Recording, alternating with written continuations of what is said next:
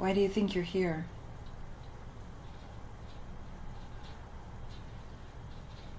She asks you again. The woman sitting across from you in a gray pantsuit that hangs too large on her frame like a drop cloth over a ladder. Her name is Margaret, and she is tall. Too tall for the poorly made chair. Her legs cross, tilting her body to one side in one motion, and her face contorts impatiently now while she speaks very slowly. Why do you think you are here? Why do you always ask such obvious questions? I'm not stupid. You snap back, never looking up from the hole in your black sneaker, absent now of laces. Remember when you bought those? Your dad grumbled, inconvenienced by the request for new shoes, letting out a big sigh and an eye roll he thought you hadn't seen. Fine, he said, as he lifted his body from the couch, the first thing he'd said to you all day, peeling his eyes reluctantly away from the television. You'll have to do some work for it, though. Nothing is free. And he took you out front where the long silver Chevy Lumina, the company car, was parked in the driveway. At one time, the car seemed pretty fancy, smelled clean and nice like a new pool toy, beige interior with a CD player. But that was months ago, and by now, the back seat is occupied with a waist-deep archive of old newspapers, porno mags, empty fiddle-faddle boxes, rented VHS cassettes, long overdue at the warehouse, dirty socks, candy wrappers. Stuck to the carpet, the entrails of rotting, long-forgotten, and indecipherable food remains, overturned cans of Diet Pepsi. It was like the driver just consumed everything in a state of perpetual forgetfulness. Throwing garbage, loose change, the unwanted or used-up parts behind him while he just kept on driving. And it took you all weekend to clean the whole thing, Dad's entire weekend. 2 days of work for a pair of $20 Chucks to replace the old shoes you held together with safety pins, so they wouldn't fall off your feet when you ran. When you finally finished, at the tail end of that Sunday, you approached him again to satisfy his end of the deal. Fine, he exhaled. He was annoyed. Get in the car. And he drove you and the girls silently to the shoe store. He didn't speak to you for the rest of the day.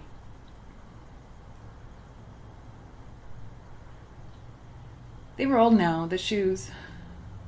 Falling apart in the same place Chucks always fall apart, just on the outside of the heels. But no safety pins allowed here.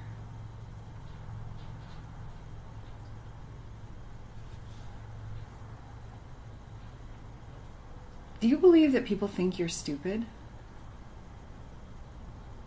Margaret leans in toward you, and briefly your eyes meet hers. She has an interesting face. Her nose is long and sharp. The tip of it is turned slightly to her right.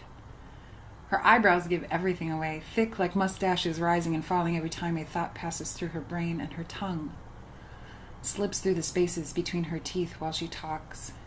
In the delay of the slight lisp in her speech softens you.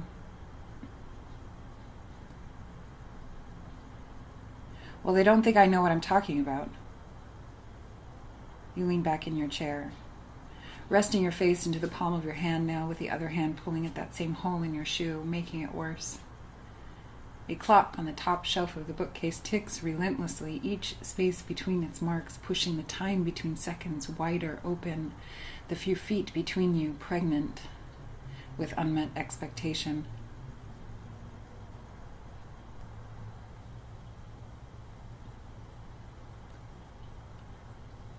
What would you like to talk about? Margaret stares at you, her hands relaxed, folded on her lap, resting on the big yellow pad of paper. Her body never reacts to your cool tone. Instead, her eyes are always gentle, her mouth always on the edge of a smile. Nothing. I don't want to talk about anything. Well, it seems like you have a lot to say.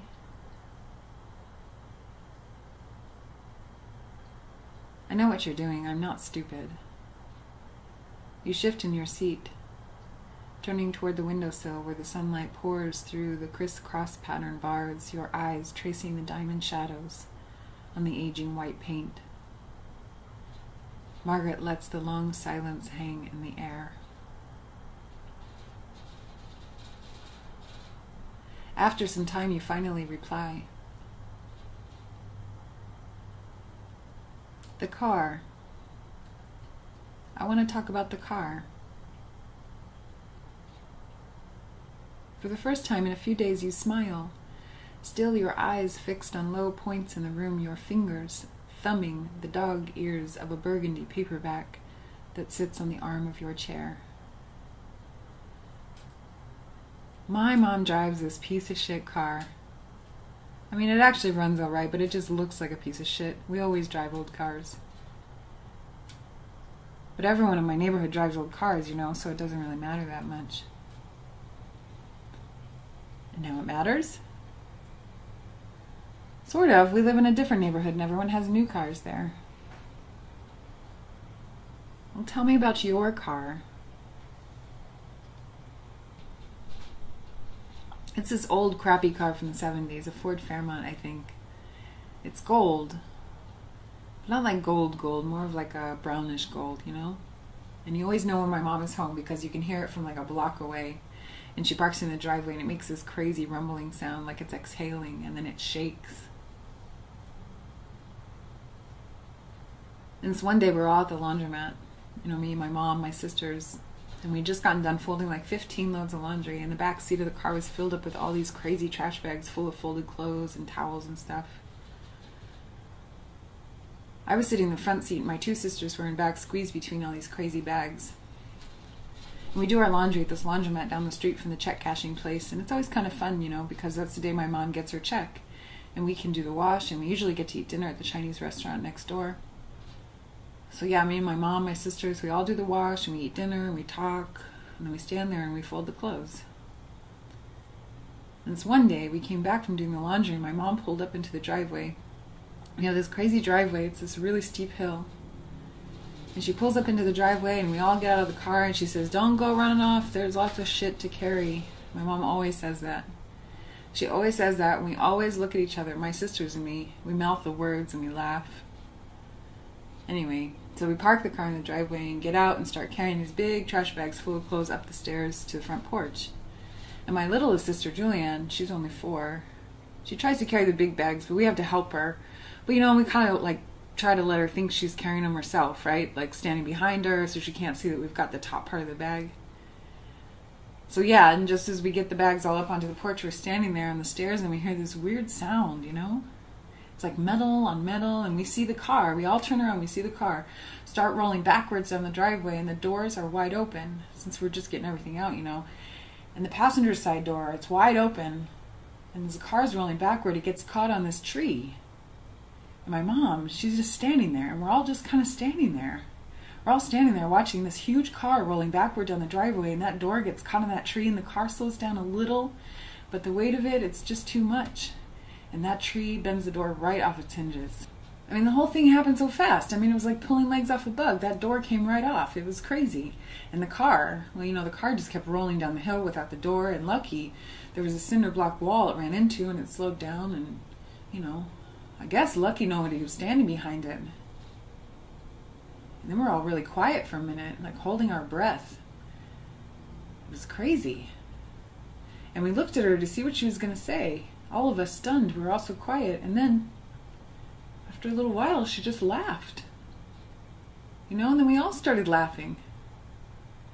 We all stood there laughing for a really long time, looking at that crazy car. None of us could believe what had happened. It was a weird feeling, like everything, you know, like everything just slowed way down, and that car, it just didn't seem like a car anymore. It was like it was alive, or it was this big animal, or God just went nuts or something, and we all just stood there and watched, and there was nothing we could do. And you know, after we stopped laughing, we're all just really quiet.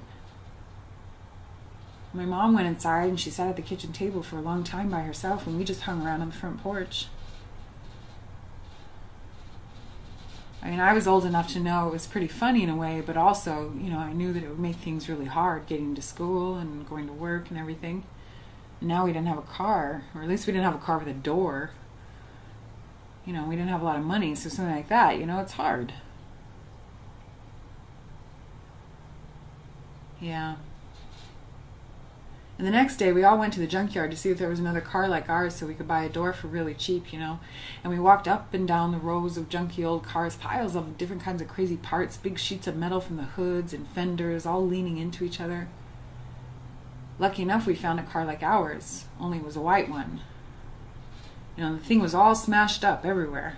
That white car was all smashed up except for the passenger door, the one we needed. So my mom's friend, he brought all kinds of tools, and he took that white door off the white car and loaded it onto a truck, and then we all went home. And he spent all day putting that white door on our gold car.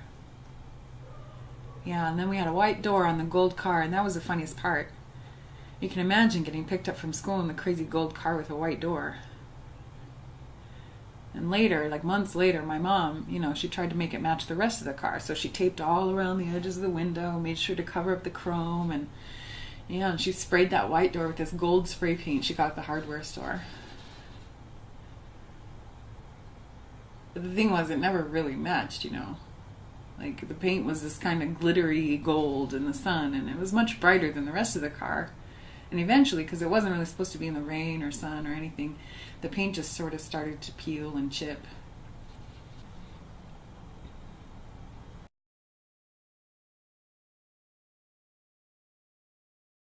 It's already happened. Mm-hmm. And, like, the second after it's happened, where are you standing? Do you remember? Well, we had been to the laundromat, and we were taking all these big trash bags out of the car, and we, had to try and let people know what it actually looked like. The driveway was on a very steep incline, so it was hard to get the bags out of the trunk because your body wanted to go down the driveway. So anyway, we're dragging these bags out of the car, and all three of you girls were with me, and everybody was carrying something, and we parked the car, we got the bags out, and just as we got up to the bottom of the stairs, is when it happened. And we were basically just stupefied. Like, it was so unbelievable. It seemed like a really long time. It was probably, 30 seconds, but at the time it just seemed like we were standing there with our mouths open, like not believing that it had actually occurred. And then we started laughing. Do you, now with some distance, do you know why you were laughing? You either laugh or cry. And, I mean, it's funnier now than it was then. Like, after we laughed, then I had to start thinking about, well, how am I going to fix this problem? So it didn't take me very long to jump into that mode because, here I am, I've got these 3 kids, and I have to have a car to get you all to school and everything else. And I think it was on a Saturday, so I basically had to figure something out within 24 hours. So, every time something like that happens, the first thing that I would think about was how much was it going to cost me, and what are we going to do? Like, how are we going to do that? So, did you have any money? No, never had any money. What was your first resolution? Like, how were you gonna, the first instinct on how you would solve? Well, I think what would happen to me in those days, I think I had to go through a period of, oh my God, what am I gonna do? And that's this, kind of, I had to go through that period before I could get to the solving problems stage. So, first it was like, the world's going to end. There's nothing we can do. Why does this always happen to me? Why does this always happen to us? And then it's like, okay, this happened to us. So now we have to figure out how to handle it. Yeah. So, I knew there was no like wondering like, oh gee, should I take my car into the shop? I mean, that didn't even occur to me. I was trying to figure out what's the cheapest way I can get this problem solved. We have a car with no door, and I can't put my kids in there. Yeah. So. And so you decided to go to a junkyard. Yes. Okay. So what was the name of the junkyard? Do you remember? I think it was Pick Apart in Sun Valley. Uh-huh. And what did it look like? It's this giant, it's this enormous, it almost seemed never ending lot just full of smashed up cars and pieces of cars and like all kinds of things that you don't even know what they are, like car guts just like laying around. And it's kind of interesting because especially with the older cars, I don't know, it's just like all these like pipes and rubber things and hoses and just like laying about. And then also on any given day there would be, maybe 20 or 30 usually guys in there like stripping parts off of cars and carrying their toolboxes. They all had toolboxes. They're all carrying around toolboxes. And just everyone going about their business is sort of like everyone's there for the same reason. They need to get a part and they can't afford it. So, and it's kind of interesting because it's like a scavenger hunt, How could I find this one little thing that I need? In our case, it was a big thing because it was a door, but it's kind of interesting. Everybody's there for the same reason. Mm-hmm. So. And so you were just sort of hoping that there would be a 78 Ford Fairmont there. Yes. And so how long did you look before you found one? Well, Scott had come with me because, I couldn't actually take a door off by myself. So luckily he was there and he had the toolbox.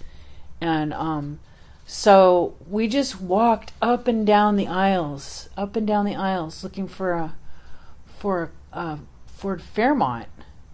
And frankly, the last thing on my mind was what color it was. I mean, all I wanted was a door that was like, that would work, that would open and close properly, and that wasn't too banged up, because I already had a big broken door, and I didn't want another one. So I just wanted one that didn't have a bunch of dings in it. The Ford Fairmont that we found was completely smashed up except for the passenger door. So it was white. Our car was gold.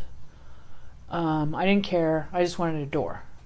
So you kids were with us, and so you guys just like stood around there, and we just sort of were the audience while Scott took the door off of the car, and then we got a cart. They had carts there, and we put the door on the cart, and then we walked through this huge expanse of bashed up cars and took it up to where they took the money.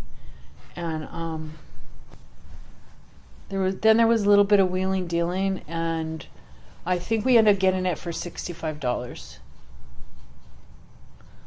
So, and that was a lot of money to me. I mean, that was our grocery money for the week.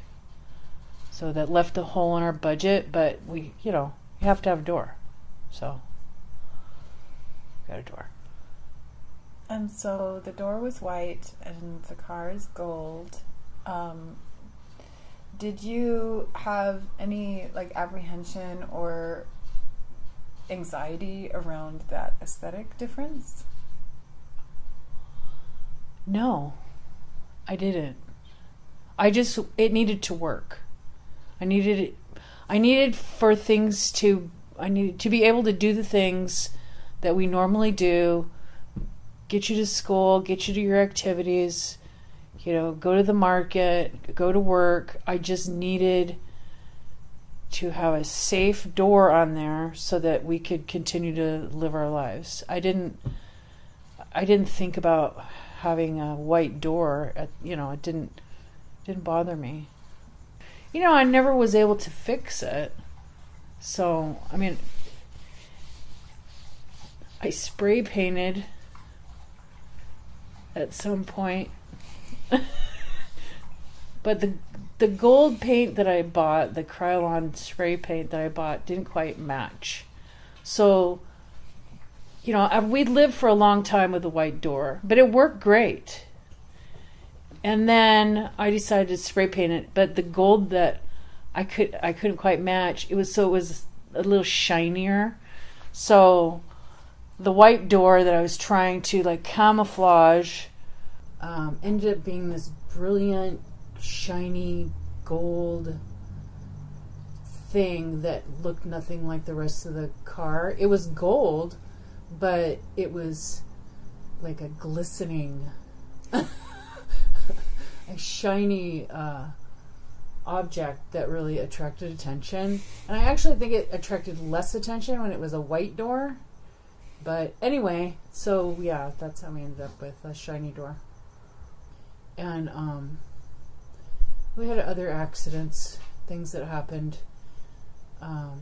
with the car. So eventually, it just began to deteriorate, and I would always try to fix it the best way I could. It was always sort of a Band-Aid fix. When the trunk, we had to get a new trunk lid, and the headliner fell when we were driving through the desert. Can you talk about that a little? Sure. Okay. So I took you kids to go see your grandpa in Arizona, driving from LA to Bullhead City. And it was so hot. I think it was like July. It was about 120 degrees. And so, as usual, when you're taking kids on a trip, you always have all this crap, I had the car rack on the top. So, and it was 3 or 4 feet of junk piled on top, suitcases, sleeping bags, all your toys, all kinds of stuff. Anyway, and I had a barbecue on the top of the car. I had a big, traditional charcoal barbecue. Anyway, so we're driving home. I don't know why I had a barbecue on the top of the car, but anyway, and it's all on there with bungee cords, right? So we're driving home, and I don't have any air conditioning. So we've got all the windows down, and we're at State Line. And we're driving through State Line, and there's, when you go through State Line, on one side you see it's like a amusement park with roller coasters and a Ferris wheel, and everybody was oohing and eyeing and looking out the window. We got all the windows down, we're driving down the highway, everybody's oohing and eyeing, and all of a sudden, the headliner on the inside of the car, it had been droopy for a while, but I guess the force of the wind just got under it, and it just completely fell on top of us. And we all started screaming. And I was screaming because I couldn't see. I was trying to drive, and there's this fabric over my face, and I'm trying to figure out how I can get to the side of the road, and the car's all top heavy, right? So it's kind of moving back and forth, and I'm wiggling the steering wheel, and everybody's screaming. And so finally I just decided to take my foot off the gas and just slow down as much as possible, and I'm hitting myself in the face trying to get this headliner off of my head. And you guys are screaming, and I finally pull over, and I was able to get the headliner off of me, and I just ended up having to pull it off. I just pulled the whole thing off and threw it on the side of the road. yeah, we just kept going. Just through the desert.